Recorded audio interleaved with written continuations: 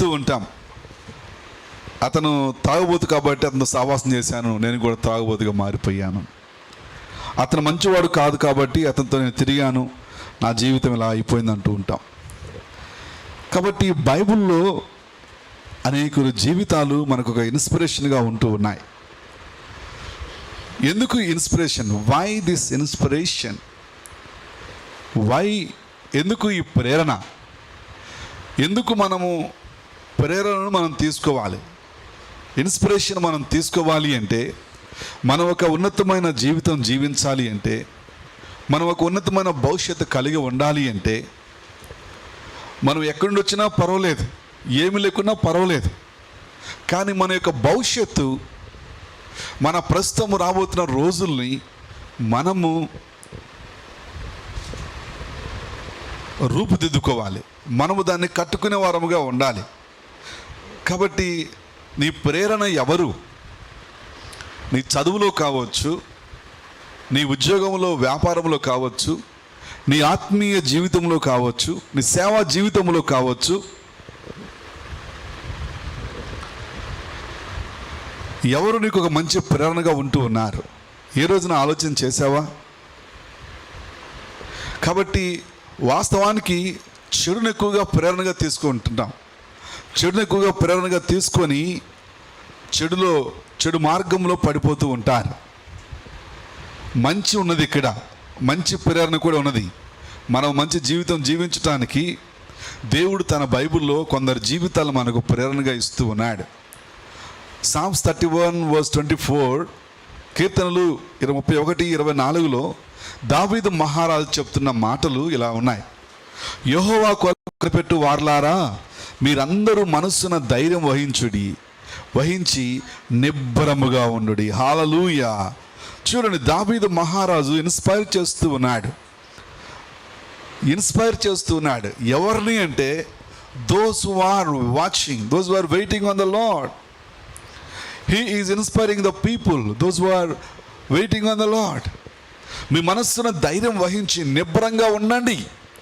మీరు భయపడిన అవసరం లేదు, మీరు భయపడవద్దు, మీరు ధైర్యం వహించండి, నిబ్బరంగా ఉండండి.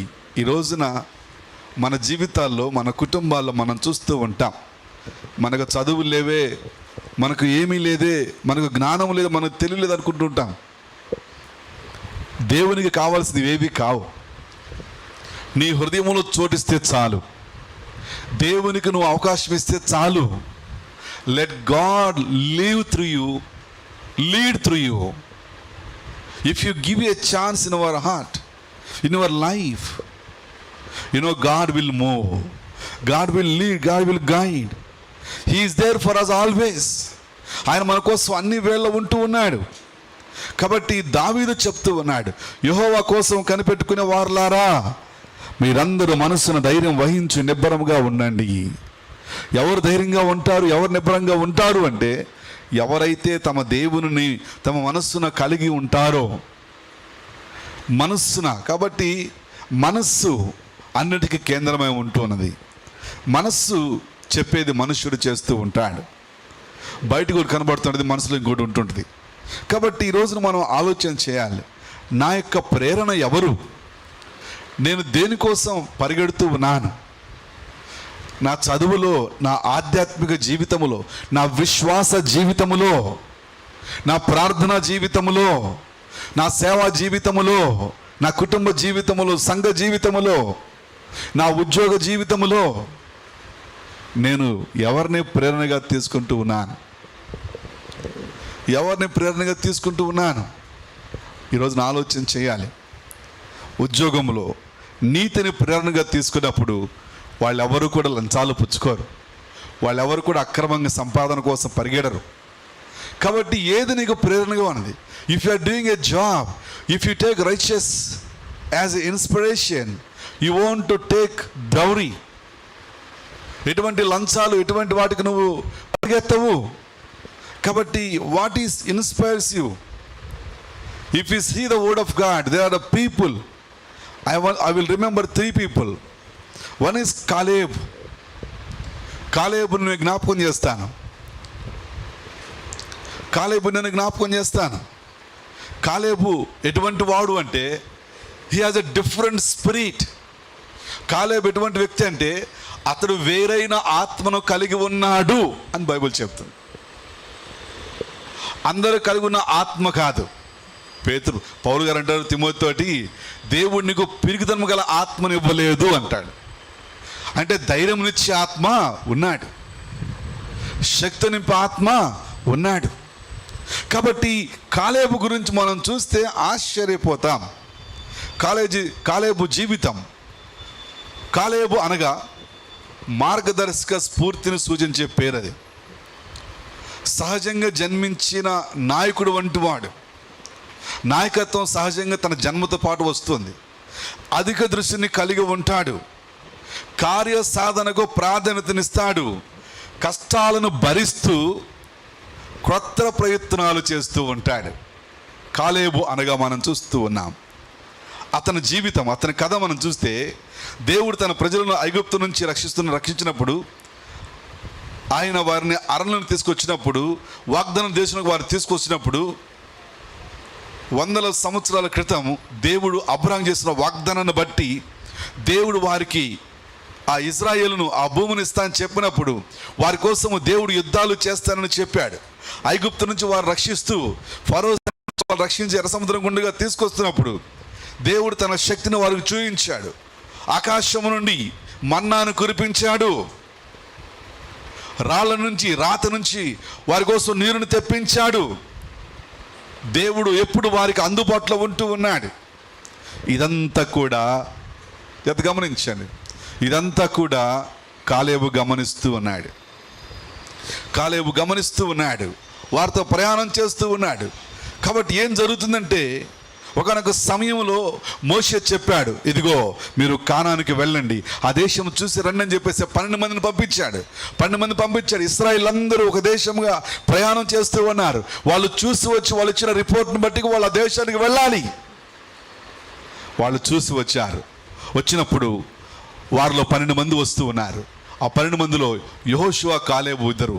10 మంది ఏం చెప్తున్నారంటే, వాళ్ళ ముందు మనం ఎట్లా ఉన్నామంటే మిడతల్లా ఉన్నాం, వాళ్ళు దేహదారుఢ్యం కలిగిన వాళ్ళు అని చెప్తూ ఉంటుండగా, ఒక్క కాలేబు దేశం అంతటికి వేరుగా నిలబడి కాలేబు చెప్తూ ఉన్నాడు, ఆ దేశము మనం స్వతంత్రించుకుంటాం, ఆ దేశాన్ని దేవుడు మనకి ఇస్తాడు.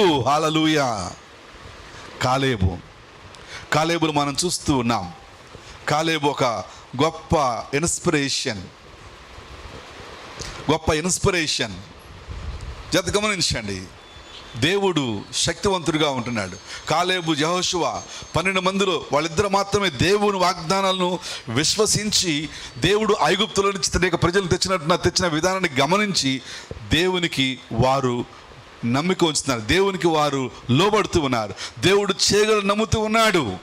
ఏం జరిగిందో తెలిసిన, వాళ్ళిద్దరు మాత్రమే దేవుని వాగ్దానం నమ్మారు కాబట్టి, ఆయన శక్తిని నమ్మారు కాబట్టి, ప్రభు తనను నమ్మినందుకు తనని నమ్మని ఆ ప్రజలను శిక్షించడానికి దేవుడు అన్నాడు, మరో 40 సంవత్సరాలు మీరు ఈ అరణ్యములను తిరుగుతారు, వాగ్దానము చేసిన దేశంలోనికి కాలేబు, యెహోషువలు మాత్రమే వెళతారని చెప్పాడు. గమనించండి, 10 మంది తెచ్చినటువంటి ఆ యొక్క చెడు వార్త, అందుకే అంటూ ఉన్నాడు, దేవుడు చెప్తున్నాడు, కాలేబుకు విభిన్నమైన ఆత్మ ఉంది, తన పూర్ణ హృదయముతో దేవుణ్ణి అనుసరించాడు అని దేవుడే సాక్ష్యమిస్తూ ఉన్నాడు. కాలేబు గురించి బైబిల్లో మనం చూస్తే సంఖ్యాకాండము 13వ అధ్యాయం 6వ వచనంలో అంటాడు, యూదా గోత్రమునకు ఎన్నెపు కుమారుడైన కాలేబు అన్నాడు. హల్లెలూయా. యూదా గోత్రము ఎవరంటే ఆయన యూదా గోత్రంలో పుట్టినవాడు. యూదా గోత్రంలో పుట్టాడు కాలేబు. కాబట్టి కాలేబు సింహం లాంటి వాడు, ఏ పరిస్థితికి భయపడలేదు. దేశమంతా నిలబడగా, దేశానికి వేరుగా నిలబడి కాలేబు చెప్తున్నాడు, మనం ఈ దేశాన్ని స్వతంత్రించుకుంటాము. అందరూ భయపడిపోతున్నారు. వాళ్ళ ముందు మనం మిడతలు లాంటి వాళ్ళు, మన వల్ల కాదు ఇది. గమనించాను, కాలేబు ఒక గొప్ప ఇన్స్పిరేషన్గా మనకుంటూ ఉన్నాడు. దేవుడు చేసిన కార్యాలు తన గొప్ప ఇన్స్పిరేషన్గా అయిపోయాయి, గొప్ప ప్రేరణగా మారాయి. ఎర్ర సముద్రము దాటిస్తూ ఉన్నాడు, మార్గ మధ్యలో రాజులతో యుద్ధం చేస్తూ ఉన్నాడు దేవుడు. పగలు మేఘ స్తంభముగా, రాత్రి అగ్ని స్తంభముగా ఉంటూ ఉన్నాడు. ఆకాశం నుంచి దేవుడు వారి కోసము మన్నాను, దేవదూతల ఆహారాన్ని కురిపించాడు. ఇవన్నీ చూసిన కాలేబు చాలా ప్రేరేపించబడ్డాడు, విశ్వాసంతో నింపబడ్డాడు. బైబిల్ సెలవిస్తుంది, సంఖ్యాకాండము 13:30 చూస్తే, కాలేబు మోషే ఎదుట జనులను నిమ్మలపరిచి మనము నిశ్చయముగా వెళదాము, దాన్ని స్వాధీనపరుచుకుందాము, దాన్ని జయించడానికి మనకు శక్తి చాలు. హల్లెలూయా. ఏం చెప్తున్నాడంట కాలేబు? దాన్ని మనం జయిస్తాం, దాన్ని మన శక్తి సరిపోతుంది. We have enough power. We will win the land. We will conquer the land. గమనించండి, ఆ దేశాన్ని మనం స్వతంత్రించుకుంటాం. చాలా ప్రాముఖ్యం. బైబిల్ సెలవిస్తుంది. బైబిల్ ఏం చెప్తుందంటే, he has a different spirit. యెహోషువ గ్రంథము 14:7 మనం చూస్తే, దేశమును వేగు చూస్తకు యెహోవా సేవకుడైన మోషే కాదేశ్ బర్నేయలో నుండి నన్ను పంపినప్పుడు నేను 40 ఏండ్ల వాడను, ఎవరికైనా భయపడక నేను చూసినట్టే అతనికి వర్తమానం తెచ్చింది. హల్లెలూయా. ఏం చెప్తున్నాడు? 40 సంవత్సరాల కాలేబు నేను ఎవరికి భయపడక. కారణం ఏమిటి? దేవుడు పిరిగితనం ఆత్మను ఇవ్వలేదు, పిరిగితనము కలిగిన ఆత్మను ఇవ్వలేదు. నేను ఎవరికి భయపడక. ఆ దేశంలో దేహదారుఢ్యం కలిగిన వాళ్ళు ఉన్నారు, ఆ దేశంలో బలాఢ్యులు, నెఫీలీలు అంటూ ఉన్నారు. అయినా కూడా కాలేబు చూసారండి, గమనించండి, దేవునితో ఉన్నప్పుడు దేవుని వాక్యము మనల్ని గొప్పగా ఇన్స్పైర్ చేస్తుంది. దేవునితో నడుస్తున్నప్పుడు మనకు సాధ్యము కానివి దేవుడు సాధ్యపరుస్తాడు. నువ్వు ఎవరితో ఉంటూ ఉన్నావు? లోకంతో ఉంటున్నావా, దేవునితో ఉంటూ ఉన్నావా? ప్రశ్న. కాలేబు ఒక్కడు నిలబడుతున్నాడు. మోషే అడుగుతున్నాడు, ఆ దేశంలోకి మనం వెళ్ళగలమా అన్నప్పుడు 10 మంది చెప్తున్నారు, మనము వెళ్ళలేము, ఆ దేశము బహుభయంకరమైనది, అక్కడ ప్రజలు దేహదారుఢ్యం కలిగిన వాళ్ళు, వాళ్ళ ముందు మనం నిలబడితే మిడతల్లా ఉంటాం. దేవుడు 40 లక్షల కాలువలు నడిపిస్తూ ఉన్నాడు. ఇశ్రాయేలు ప్రజలు ఒక దేశంగా కాబోతుంది. ఆ దేశం ఎదుట ఇతను నిలబడుతూ ఉన్నాడు. Caleb showed himself to be incredibly brave and by trusting God's word, even when everyone else around him was doubting that God could do what he has promised. దేవుడు వాగ్దానం చేసిన దానిని అందరూ అనుమానిస్తూ ఉంటుండగా కాలేబు మాత్రము నమ్ముతున్నాడు. కాలేబు showed a great trust and courage because he was committed to following God with his whole heart. గమనించండి, అతను తన పూర్ణ హృదయముతో ప్రభువును వెంబడిస్తున్నాడు కాబట్టి అతను ఏం చేశాడు అంటే ధైర్యం కలిగి ఉన్నాడు, గొప్ప విశ్వాసం కలిగి ఉంటున్నాడు. హల్లెలూయా. ఈరోజు నువ్వు నీ జీవితంలో విశ్వాసం ఉన్నదా? ప్రశ్న. నీ జీవితంలో విశ్వాసం ఉన్నదా? ప్రశ్న. బైబిల్ సెలవిస్తూ ఉన్నది, కొన్ని వాక్యాలలో సెలవిస్తూ ఉన్నాయి. Let us see the word of God.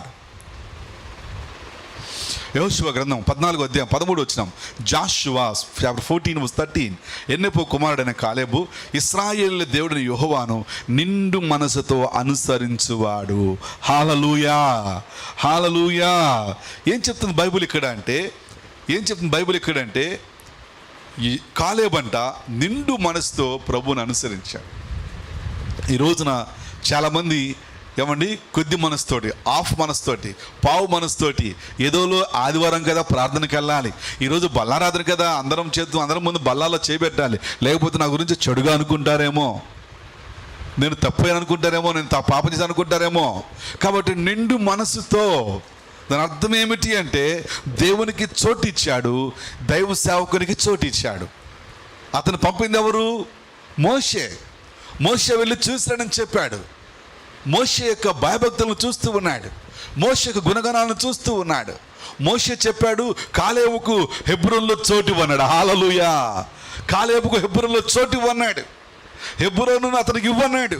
హెబ్రోను అనగా దేవుడు ఉండే చోటు.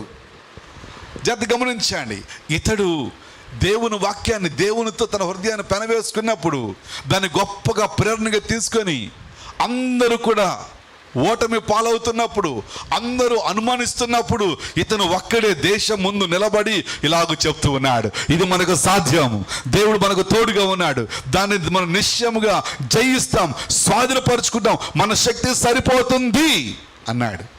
తద్వారా ఏమని తెలుసునండి, దాని ఫలితం ఏమని తెలుసునండి? చాలామంది ఆలోచన చేయరు. ఏమండి, జాగ్రత్త గమనించండి, నా వైపు చూడాలి, ఇక్కడ మాట వినాలి, జాగ్రత్త గమనించండి. చాలామంది మనం ఏం చేస్తామంటే ఏముంది అనుకుంటూ ఉంటాం. ప్రతిరోజు ప్రతి గడియ ఏదో ఒకటిని ఇన్స్పైర్ చేయాలి, ఏదో ఒకటి నువ్వు గుర్తుగా పెట్టుకోవాలి, ముంగుర్తుగా పెట్టుకోవాలి, ఛాలెంజ్గా తీసుకోవాలి. నీ జీవితం, నీ చదువు, నీ ఉద్యోగం, నీ భవిష్యత్తు, నీ కుటుంబం, నువ్వు దాన్ని ప్రేరణగా ఇన్స్పైర్గా తీసుకోవాలి. తీసుకొని ప్రతిరోజు నేను ఈరోజు ఏం చేశాను కాలేబులో తీసుకోకున్నారు. కాబట్టి కాలేబును దేవుడు దీవిస్తూ ఉన్నాడు. బైబిల్లో కొన్ని వాక్యాలు చలవిస్తున్నాయి ఇలాగున, మనం చూస్తే ఆశ్చర్యపోతాం. న్యాయాధిపతుల గ్రంథం 1:20 అంటాడు, మోషే చెప్పినట్లు వారు కాలేబుకు హెబ్రోను నీయగా. హల్లెలూయా. మోషే చెప్పాడు బ్రతుకున్నప్పుడు, కాలేబు ఒక్కడే ధైర్యంగా చెప్పాడు, కాలేబు ఒక్కడే ఇదిగో మనందరం కూడా వణుకుతూ ఉంటుండగా, అనుమానపడుతుండగా నిలబడి మన శక్తి సరిపోతుంది అన్నాడు. కాబట్టి ఏం చేస్తా తెలిసిన, హెబ్రోను అతనికి స్వాస్థ్యముగా ఇవ్వు అని చెప్పాడు. ఆయన చెప్పాడు, చనిపోయాడు. ఆ తర్వాత ఏమని చెప్పండి, తారుమారు, కొట్లాట్లు, సమస్యలు వస్తాయి కదా. కానీ అలా జరగలేదు. వెళ్దాం యెహోషువ గ్రంథం, జాషువా చాప్టర్ 14:13. ఎన్నెబె కుమారుడైన కాలేబు ఇశ్రాయేలు దేవుడైన యెహోవాను నిన్ను మనసుతో అనుసరించేవాడు కనుక యెహోషువ అతను దీవించి అతనికి హెబ్రోనును స్వాస్థ్యముగా ఇచ్చాను. హల్లెలూయా. చూడండి, ఎప్పుడైతే ఇతను ప్రేరణగా తీసుకున్నాడో, నిలబడ్డాడో, ఏమొచ్చిందంటే హెబ్రోను ఇట్స్ పెద్దది. మరి ఆ యొక్క యెరూషలేములో ఒక చోటు, ఒక స్థలము ఇతనికి స్వాస్థ్యముగా ఇవ్వడం జరిగింది.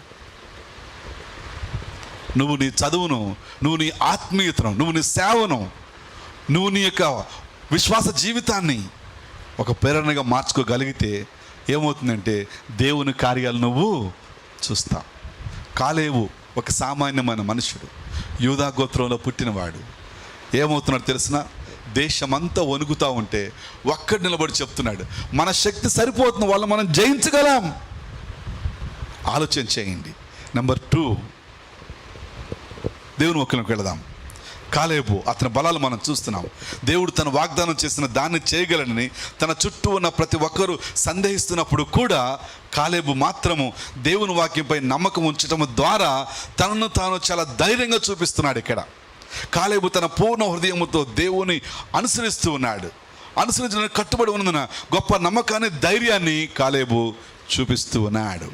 అందుకే సామెతలు 3:5 అంటాడు, ప్రోవర్బ్స్ చాప్టర్ 3:5 అంటాడు, నీ పూర్ణ హృదయంతో ప్రభువునందు విశ్వాసం ఉంచుకొనుము, మరియు నీ సొంత అవగాహనపై ఆధారపడముకు, నీ సొంత బుద్ధిని ఆధారము చేసుకొనక అంటాడు. నీ పూర్ణ హృదయంతో ప్రభువునందు విశ్వాసం ఉంచుము. ఇది ఆలోచన చేయాలి. ఈరోజు నువ్వు దేనిపైన విశ్వాసం ఉంచుతున్నావు? కాలేబు దేవుని పైన పూర్తిగా ఆనుకున్నాడు, విశ్వాసం ఉంచాడు. కాబట్టి కాలేబును దీవించబడుతూ ఉన్నాడు. నెంబర్ 2, రెండోదిగా మనం బైబిల్లోనికి వెళదాం. కాలేబు గురించి మన సంఖ్యాకాండము 13-14 అధ్యాయాలు మనం చదువుతాం. రెండోదిగా మనం చూద్దాం. రాహాబు అనగా స్పేసియస్, విశాలమైన.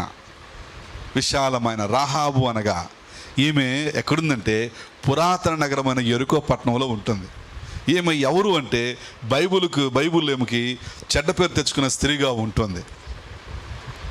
ఈమె పాపాత్మురాలైన స్త్రీగా ఉంటుంది. అక్కడ ఇశ్రాయేలు ప్రజలు మరి ఆ మార్గంలో వెళుతూ ఆ యొక్క యెరికోలో ప్రవేశించారు. యెరికోలో ప్రవేశించి యెరికో పట్టణాన్ని చూస్తూ ఉన్నారు.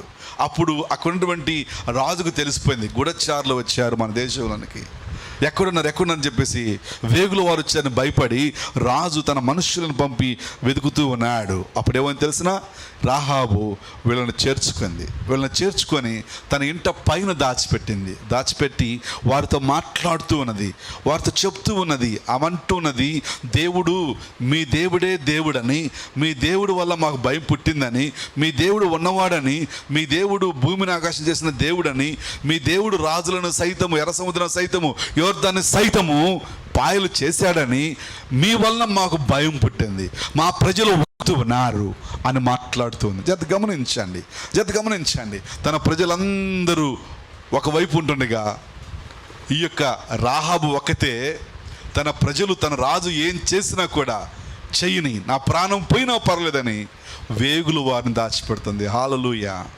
హల్లెలూయా.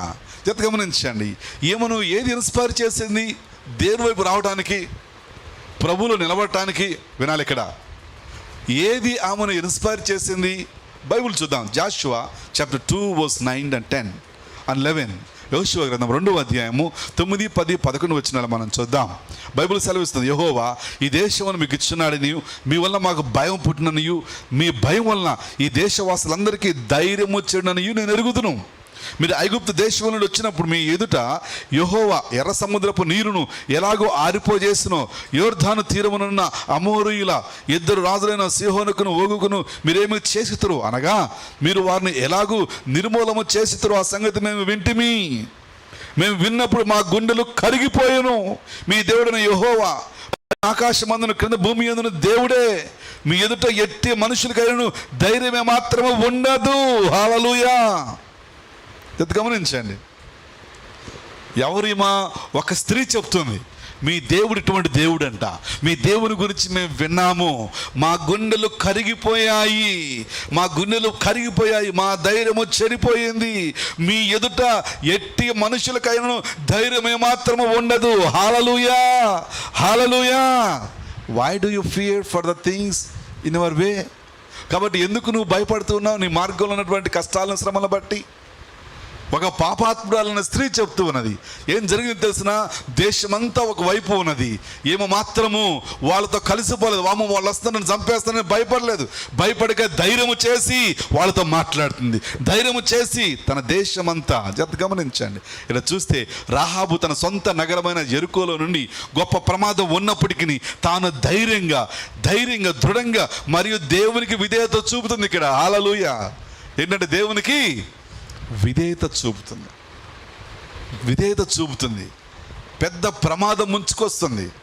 ఆ దేశం అంతా మనందరూ తెలిసిన కదే. వారి చుట్టూ ఎరుక చుట్టూ 7 మానదర ఎరుక గోడ మొత్తం కుప్పకూలిపోయి అందరూ కూడా చనిపోతూ ఉన్నారు. పెద్ద ప్రమాదం ఉన్నప్పటికీ కూడా ఆమెను దాచుకోలేదు, దేవునికి విధేయత చూపింది. దేవుని దగ్గరికి వస్తుంది ఆమె. గమనించండి, ఆమె విన్న కథల ద్వారానే దేవునికి గొప్పతనాన్ని గుర్తించి ఎవరి పక్షాన ఉండాలనుకుంటుందో ఎంచుకుంటుంది. రాహాబు తన నగరములో ఎవరు దేవుణ్ణి ఎరగకపోయినప్పటికీ కూడా ఆమె మాత్రమే దేవుని అనుసరించాలని నిర్ణయించుకుంది. మరియు దాని కారణంగా ఆమె మాత్రమే తన నగరములో నుంచి రక్షించబడ్డది. హల్లెలూయా. ఆ యెరికో పట్టణములో నుంచి, ఆ యెరికో దేశములో నుంచి ఆమె ఒక్కటి మాత్రమే రక్షించబడుతుంది. ఇది చాలా ప్రాముఖ్యం. ఈమెకి ఏంటంటే ఇన్స్పిరేషను?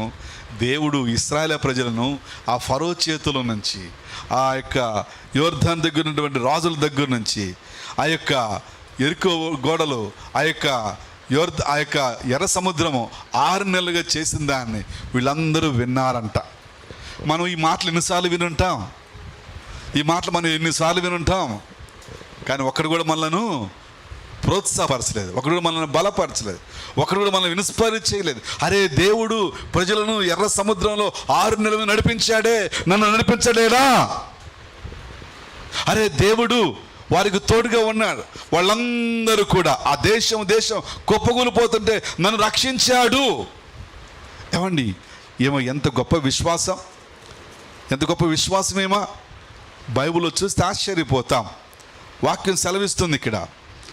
హెబ్రీ పత్రిక 11:31 అంటున్నాడు, విశ్వాసమును బట్టి రాహాబను వేశ్య వేగులు వారిని సమాధానముగా చేర్చుకున్నందున అవిధేయులతో పాటు నశింపకపోయెను. హల్లెలూయా. విశ్వాసమును బట్టి నీ జీవితంలో నువ్వేం కలిగి ఉండాలంటే విశ్వాసం, ఫెయిత్. నా కోసం యేసుప్రభు వచ్చాడు, నా కోసం యేసుప్రభు ఈ లోకంలో జన్మించాడు, జీవించాడు, నా కోసం యేసుప్రభు చనిపోయాడు, సమాధించబడి తిరిగి లేచాడు, ఆయన మరలా రాబోతున్నాడు.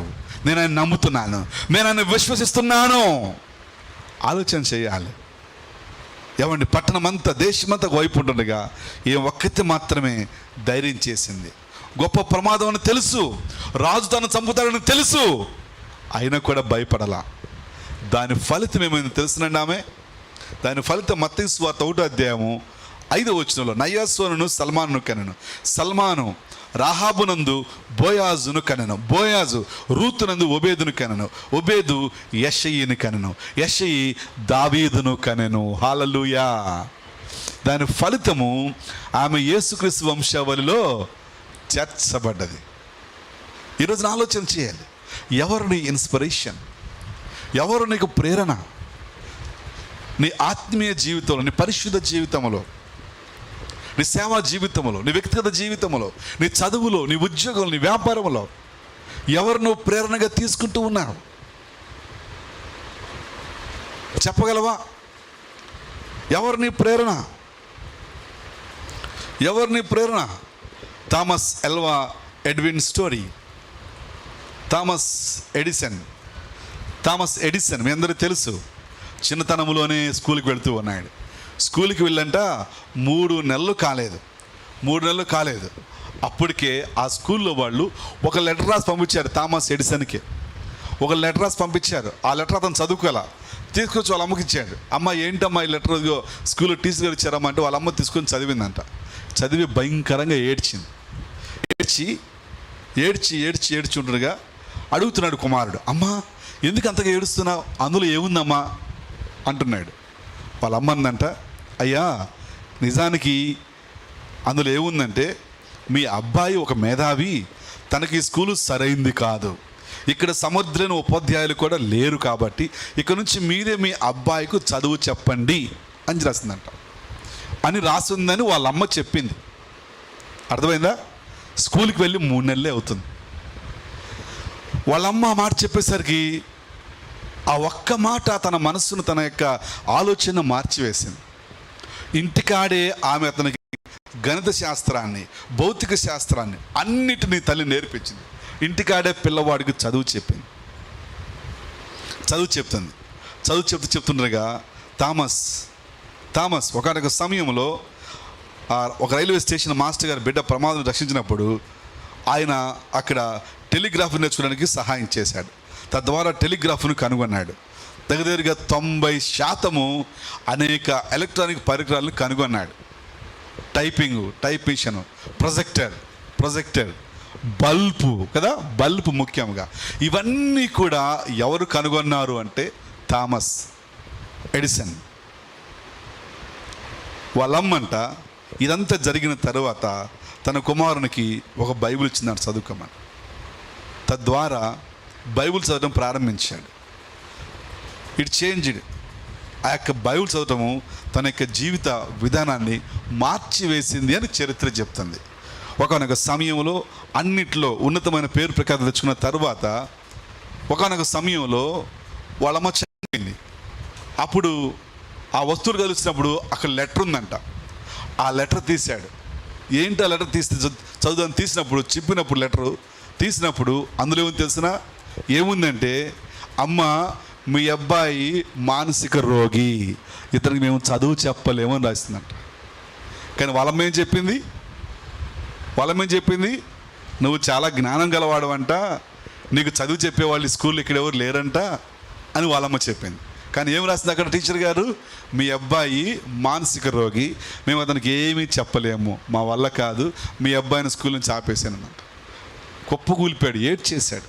కానీ తన తల్లి అతని ప్రేరేపణ వలన, ఆమె ప్రేరేపణ వలన ఈ లోకానికి టెలిగ్రాఫ్ను అందించాడు, ఈ లోకానికి ప్రొజెక్టర్ని అందించాడు, ఈ లోకానికి బల్బుని అందించాడు. ఈరోజు నా ప్రశ్న, మీ చదువులలో, మీ ఆత్మీయ జీవితంలో, మీ పరిశుద్ధ జీవితంలో ఎవరిని ఇన్స్పిరేషన్గా తీసుకుంటున్నారు? మీ వాక్య జీవితంలో ఇది చాలా ప్రాముఖ్యం. ఏమన్నా జాగ్రత్త గమనించండి. నేను నా జీవితంలో అనారోగ్యం వస్తే తప్ప ఎప్పుడు ఆదివారం ఎక్కడ కూడా డుమ్మా కొట్ల.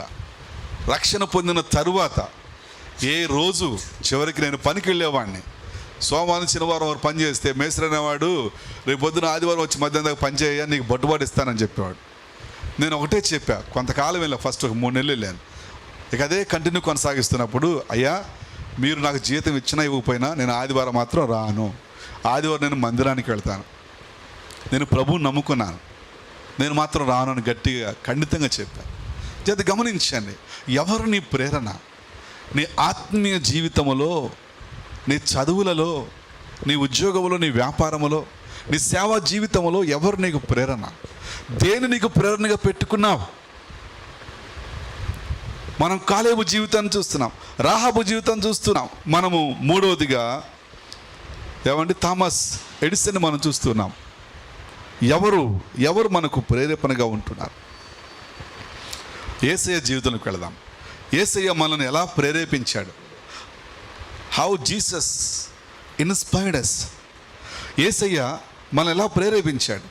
యేసయ్య మనకు చాలా ప్రాముఖ్యమైన వ్యక్తి. ఎందుకంటే ఆయన మన కోసం ప్రాయశ్చిత్తం చేశాడు, మన కోసం ఎన్నో బోధనలు చేశాడు, మన కోసం నిరీక్షణ మార్గాన్ని చూపించాడు, మన కోసము శాంతిని ప్రకటించాడు. ఆయన మన జీవితాలను మార్చుకోవడానికి, మనం ఎదుర్కొన్న పరీక్షలకు వెళ్ళటానికి ఆయన అన్ని స్థితుల్లో మనకు తోడుగా ఉంటానని వాగ్దానం చేశాడు. కాబట్టి యేసయ్య మనను ఎలా ప్రేరేపించాడు అంటే, నెంబర్ 1 అటోన్మెంట్, ప్రాయశ్చిత్తం. మన పాపాలకు ఆయన ప్రాయశ్చిత్తం చేశాడు, మన పాపాలకు ఆయన వెల చెల్లిస్తూ ఉన్నాడు. 1 కొరింథీ పత్రిక 15వ అధ్యాయము 3వ వచనం. Let us see the 1 Corinthians chapter 15 verse 3. నాకు ఇవ్వబడిన ఉపదేశమును మొదట మీకు అప్పగించాను. అదేంటంటే, లేఖనముల ప్రకారము క్రీస్తు మన పాపముల నిమిత్తం మృతి పొందెను, సమాధి చేయబడను. హల్లెలూయా, హల్లెలూయా. ఎవరైతే కీర్తన టీవీలో చూస్తున్నారో జాగ్రత్త గమనించండి. ఈ సందేశం కొనసాగుతుంది. మీరు యూట్యూబ్ ఛానల్ క్రాస్‌మిన్స్ అఫీషియల్లో చూడొచ్చు. దేవుడి మును మీ కుటుంబాలను దీవించును గాక. కాబట్టి వాక్యం సెలవిస్తుంది ఇక్కడ 1 కొరింథీ పత్రిక 15వ అధ్యాయం 3వ వచనములో, లేఖనముల ప్రకారము క్రీస్తు మన పాపముల నిమిత్తం మృతి పొందెను. మన పాపాలకు యేసయ్య ప్రాయశ్చిత్తం చేస్తున్నాడు. తన రక్తము కాచుట, తన ప్రాణం పెట్టడం ద్వారా. హెబ్రీ పత్రిక 9వ అధ్యాయము 12వ వచనం. Book of Hebrews chapter 9 verse 12. మేకల యొక్క కోడల యొక్క రక్తముతో కాక తన స్వరక్తముతోనే ఒక్కసారి పరిశుద్ధ స్థలములో ప్రవేశించెను. హల్లెలూయా.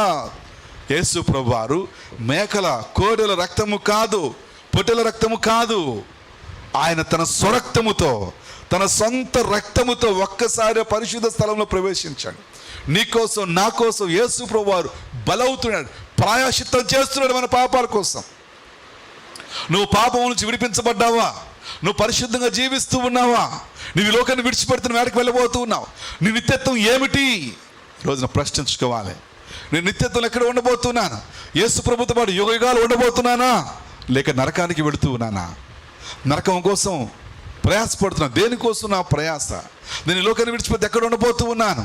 యేసు ప్రభువారు నీ నిమిత్తం తన జీవితాన్ని ప్రాయశ్చిత్తం చేశాడు. ఆయన ప్రాయశ్చిత్తం చేస్తున్నాడు, తన ప్రాణాన్ని పెడు రక్తం కారుస్తున్నాడు. ఆయన నీ నిమిత్తం తను ప్రాయశ్చిత్తంగా మార్చుకుంటున్నాడు. He was atoned for all of us our sins on the cross. ఆయన మన కోసము ప్రాయశ్చిత్తం చేస్తూ ఉన్నాడు. మన నిమిత్తం మన స్థానంలో, నువ్వు పాపని తెలుసు, నువ్వు మంచివాడు కాదని తెలుసు, నువ్వు మంచిదాని కాదని తెలుసు దేవునికి, నీ నిమిత్తం ఆయన ప్రాయశ్చిత్తం చేస్తున్నాడు.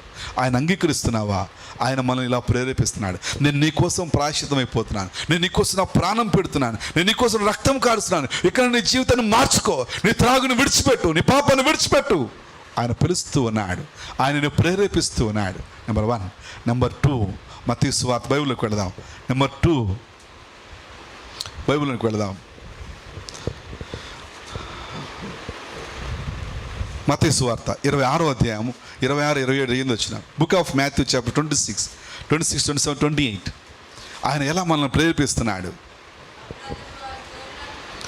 యేసు మనల్ని ఎలా ప్రేరేపిస్తున్నాడు? వారు భోజనము చేయుచుండగా యేసు ఒక రొట్టె పట్టుకొని దాన్ని ఆశీర్వదించి విరిచి తన శిష్యులకు ఇచ్చి, మీరు తీసుకుని తినుడి, ఇది నా శరీరము. మరియు ఆయన గిన్నె పట్టుకొని కృతజ్ఞతాస్తుతులు చెల్లించి వారికిచ్చి, దీనిలోనిది మీరందరూ త్రాగుడి, ఇది నా రక్తము, అనగా పాప క్షమాపణ నిమిత్తం అనేకుల కొరకు చిందించబడుచున్న నిబంధన రక్తము. హల్లెలూయా, హల్లెలూయా. యేసయ్య మన నిమిత్తము ప్రాయశ్చిత్తం చేస్తూ ఉన్నాడు. తన యొక్క దేహాన్ని, తన యొక్క రక్తాన్ని కారుస్తూ ఉన్నాడు. దీన్ని అంగీకరించావా ప్రియ దేవుని బిడ్డ? దీన్ని కలిగి జీవిస్తున్నావా ప్రియ దేవుని బిడ్డ? నీకోసం యేసయ్య ప్రాయశ్చిత్తంగా మార్చబడ్డాడు. నీకోసం యేసయ్య తన రక్తాన్ని, తన ప్రాణాన్ని పెడుతూ ఉన్నాడు. రెండోదిగా, మనము యేసు నుండి ఎలా ప్రేరేపించబడ్డాం? యేసయ్య నుంచి మనం ఎలా ప్రేరేపించబడ్డాం? ప్రజలు యేసు యొక్క క్షమాపణను స్ఫూర్తిదాయకంగా భావిస్తూ ఉంటారు. ఎందుకంటే ఆయన ఆయన ప్రజల జీవితాలను విడిపిస్తూ ఉన్నాడు, పాపం నుండి, శాపం నుంచి, నరకం నుంచి. తద్వారా వారు గతంలో పశ్చాత్తాపడకోకుండా వర్తమానంపై దృష్టి పెట్టవచ్చు. కాబట్టి గతంలో జీవించిన అవసరంలా, ప్రస్తుతంలో మనం జీవించవచ్చు, భవిష్యత్తులో మనం జీవించవచ్చు. క్షమాపణ మనకు పశ్చాత్తాపం లేకుండా జీవించడానికి అనుమతిస్తుంది. కాబట్టి యేసు ప్రభువారు బైబిల్లో మనం చూస్తే లూకాసు వార్త 5వ అధ్యాయము 20వ వచనం, లూకాసు వార్త 7వ అధ్యాయము 47-48 వచనాల్లో ఏం చెప్తున్నాడంటే, ఆయన వారి విశ్వాసము చూచి, మనుషుడా నీ పాపములు క్షమించబడి ఉన్నవి. హల్లెలూయా. ఎలాగూ యేసయ్య నుంచి మనం ఎలా ప్రేరేపించబడుతున్నామంటే, నెంబర్ 1, ఆయన క్షమించేవాడుగా ఉన్నాడు. ఆయన క్షమించే దేవుడిగా ఉన్నాడు. ఆయన ఎవరు అంటే, నువ్వే స్థితిలో ఉన్నా ఆయన క్షమిస్తాడు. ఆయన క్షమించే దేవుడు.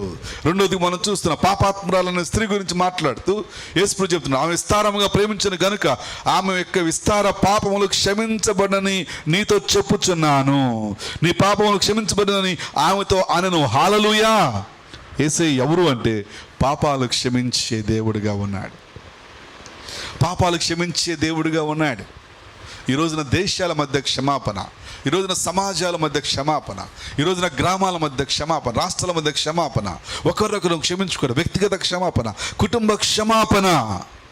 యేసయ్య నుండి మనం ఎలా ప్రేరేపించబడుతున్నామంటే, ఆయనకి మంచి ఉదాహరణ. క్షమించేవాడు. ఆయన అన్నిటినీ క్షమించాడు.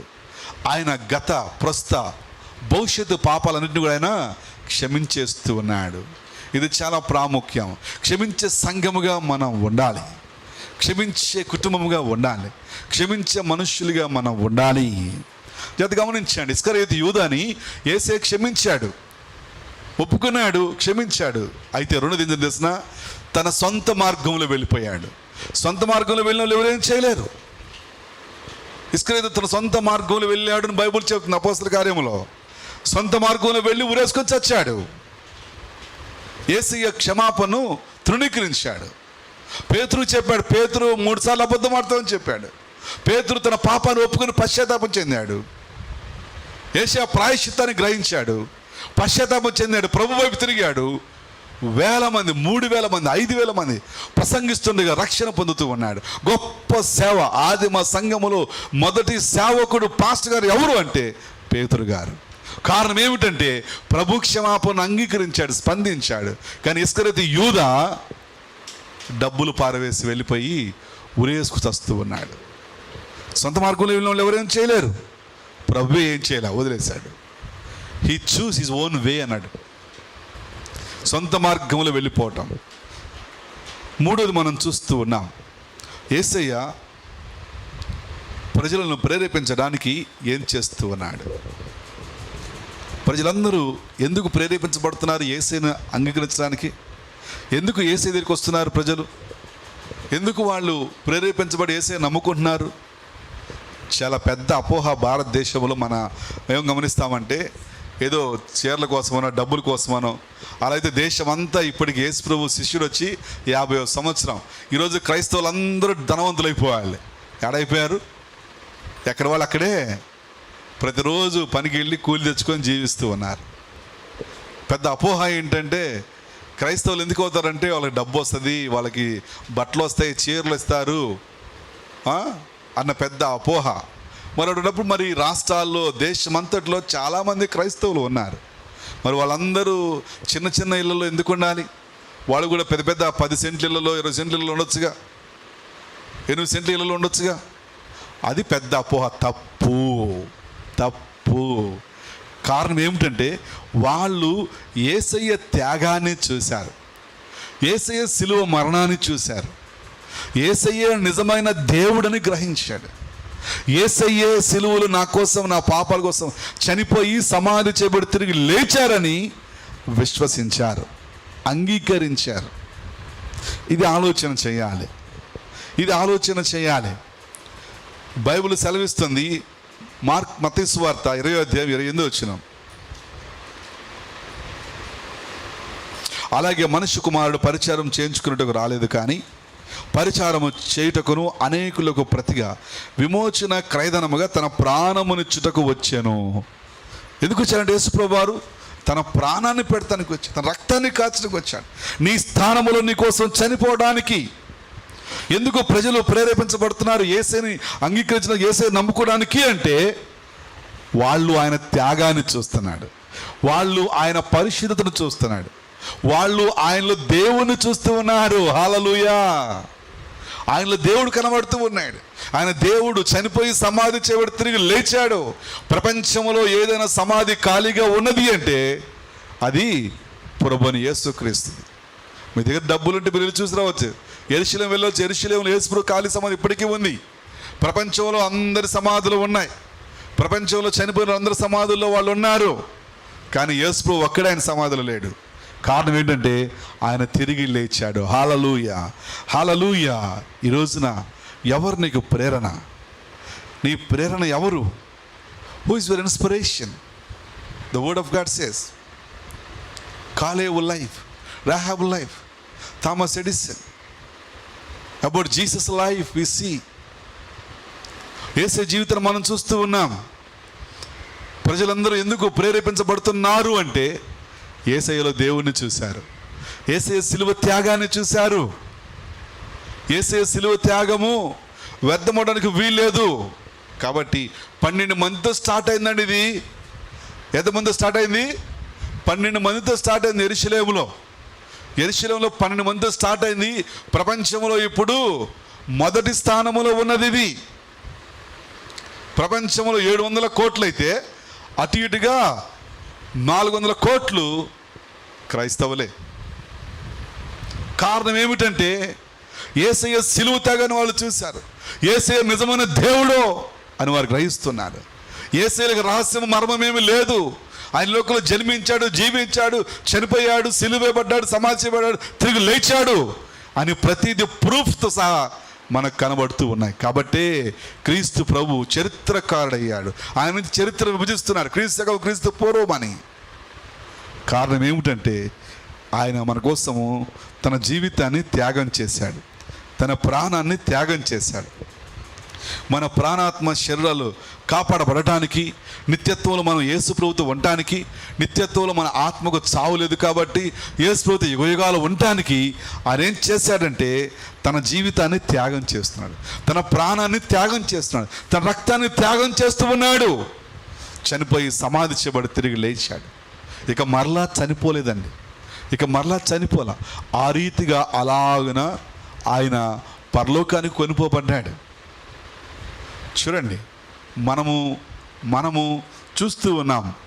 ఇది దేని గురించి అంటే చంద్రుడి పైన మన యొక్క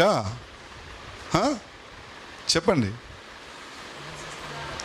అమ్మా,